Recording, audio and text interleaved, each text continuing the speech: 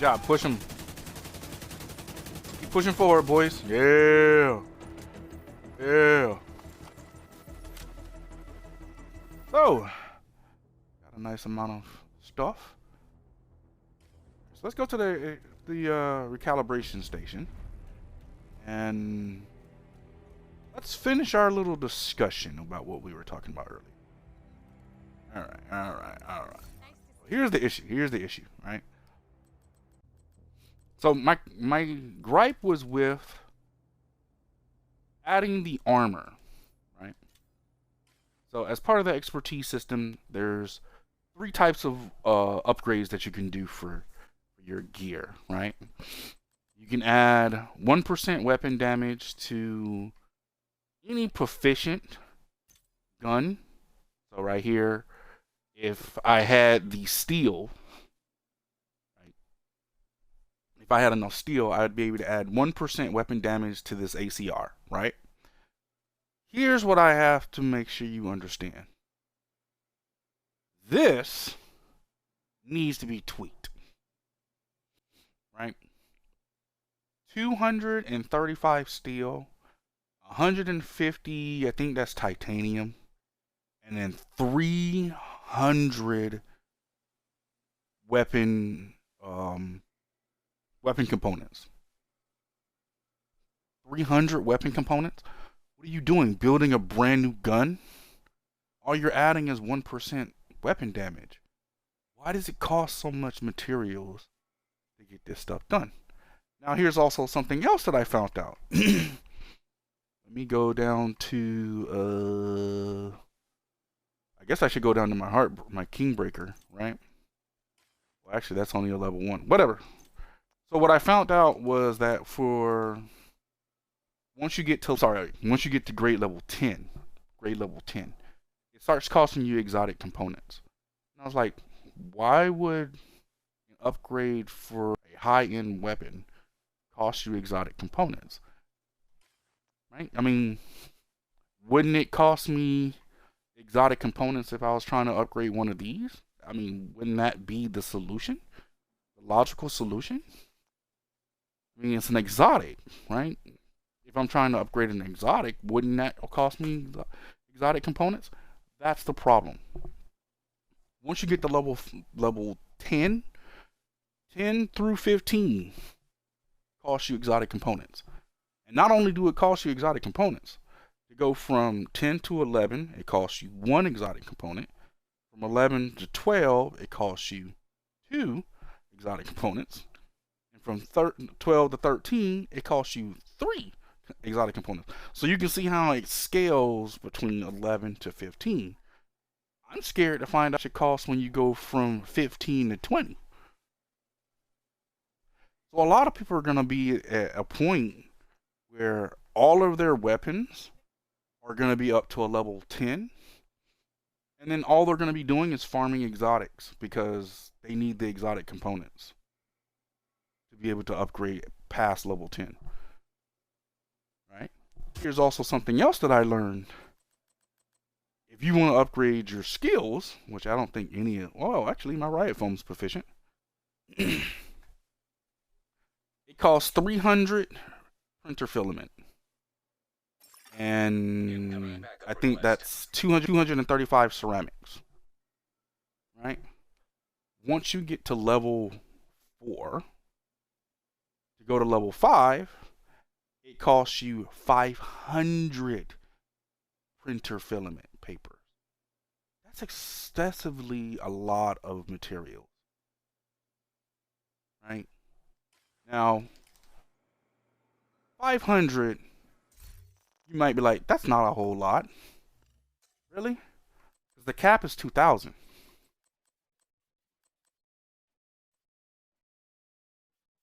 So that means you can only level up a skill 4 times once you hit the 500 limit. 4 times before you run out. Then you'd have to go and farm up 2,000 more printer filament to be able to upgrade it another 4 more times. And once you hit level 10, you have no idea if that changes as well to exotic components or something else really crazy. Because I don't really think Massive really ever expected a lot of us to get past expertise 10 within the first 2 weeks. And this is something that I have to say about game developers. You guys need to stop underestimating what tryhards will really do to be the first at something. Okay? You guys need to realize that a tryhard will go in and will hardcore farm for 12 hours straight. And they will also find whatever means possible to do it the quickest method available. So if you thought that within 2 weeks of you dropping this update that people would not be up to the point where they're at like level 20, level 15 of the expertise system, because it should take you like months to grind out all these proficiency levels, you guys were sadly mistakenly wrong. Last thing that I found out from the video that the young man was talking about, armor, right? Do I have? Yeah, I have one right here. What's proficient? My vial mask. All right, so I can add 1% armor to my vial mask, right? And I have the materials to do it. It's a waste of time, right? Right underneath where it says exotic, it says 80k armor, right? You're adding 1% armor to the 80k.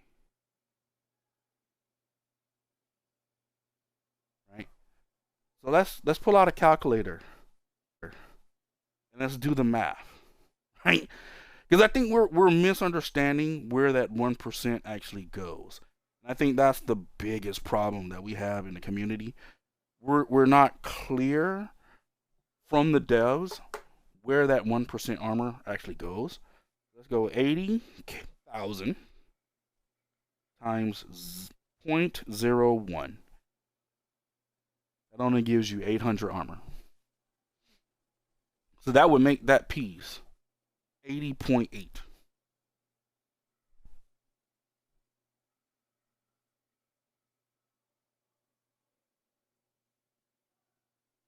That doesn't really add a whole lot of armor to that mask, right? And a lot of people, what they're thinking it adds 80%, 1% armor to the whole build. So you see how off on the corner right over here, it says 726k armor. A lot of us are thinking that it's 1% towards that total armor value. It's not. You only add the upgrade per item. So if I did an expertise upgrade for this vial mask, it only applies to the 1% towards that 80k. You do 20 of those, that's not a whole lot of armor that you're really adding to your build. You're really losing a lot of materials just for a small little minute amount of armor. It's not really very good in my retrospect. So unless you're going with like a full tank build, which I actually had to ask someone, see this piece? The armor is 80k base. Armor to this. Does this add 1% to the core attribute armor? Or is it only still just going to the base item armor of 80k? That makes a very big difference. So tank builds, you might want to add armor. But for skill builds and for all red builds, don't even waste your time adding armor to the gear pieces, because it doesn't really do any difference. It doesn't really give you no true benefit. Because unless that 1% can impact this 170k armor, you're not really gaining any armor. And for all red builds, like this one, there's no armor in here except for the 80k. So if I add 1% armor, it's 1% to the 80k, which is only 80.8. Adding adding an upgrade or an expertise upgrade to an item, only worry about adding Expertise upgrades to weapons because that gives you weapon damage, and only do it for skills because skills. Where is it? Chem launcher, riot foam. It gives me 1% in snare health. So that means they stay stuck for 1% longer. Like, because at this point, I'm not even worrying about putting armor percentages on any of my gear. Unless they change that. I'm also at this point thinking that maybe adding upgrades to my skills might not be valuable as well because the cost of the materials is extremely way too high and they need to rebalance that. You know, I can understand levels 1 through 5, 100 printer filament, 5 through 10, 200 printer filament. But you're starting off at 3 and then the next level up is 500. I'd hate to see what 10 through 15 is. Do a second and a third character. Here's the reason why. You create a second character, skip to Warlords of New York, go to New York, do the Warlords of New York thing. After that, what you'll see is you'll have a bunch of shade levels because the shade levels are shared between all of your characters. You want to be able to use your scavenging points. I can use this to add more steel, right? If I create a brand new character and I go to Warlords of New York and I finish the whole DLC and I get my Keener Watch, I get all my claimable scavenger points again. And then I can delete that character and then go do another character. Go to Warlords of New York and complete it, and I get all new claimable scavenging points. So this way, I can always be able to top off my steel using scavenging points. I can top off my ceramics. I can top off my titanium, my printer filament paper, my shade calibrations, my field recon data. I can be able to use the scavenging points to top these off. Same thing with your credits. Sometimes it's easier to go to the vendors and find the guns that you're trying to get proficiency levels on because you can just buy them from the vendors. But you got to have credits. There you go.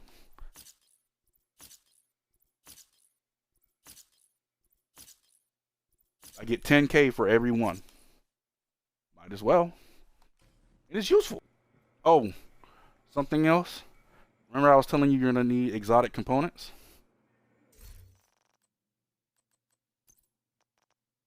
Hold on to these. Hold on to these, okay? Alright? Hold on to these caches. Don't just open them up when you get them. Hold on to them. Right? Because once you get to level 10, you want to upgrade weapon damage on any gun, regardless if it's a yellow or an exotic. You're going to have to use exotic components. And exotics don't drop like that. Right? Same thing out here. Let me show you.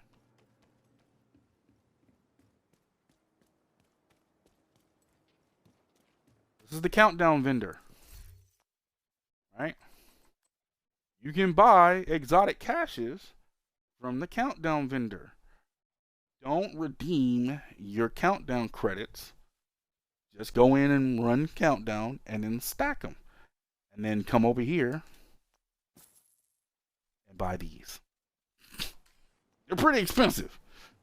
But I think every 3 countdown runs is 1 cache. So it's not that expensive. What's up, Agent? Same thing here. A lot of people don't realize this. Do your projects.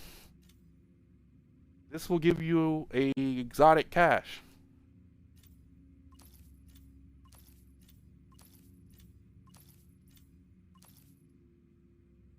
I need some more steel. And then it's going to give me an exotic cache. There's a legendary at there's a legendary project that you can do. That'll give you an exotic cache. this weekly summit project. I don't know why it won't. Yeah, that'll give you an exotic cache. All you got to do is do 30 floors. Get an exotic cache for the summit. So there's lots of ways for you to get summit. I mean, get exotic caches. All I'm saying is don't open them. Just hoard them as much as you can. Not that hard to get exotics. Also, I'm just gonna keep giving you ways to get exotics. What is it? It's this one. Season rewards. Right? Polarity switch. There's an exotic cache. Right? The Castellio League. Right? There's an exotic cache. You get what I'm saying? Like, there's plenty of ways to get exotic caches.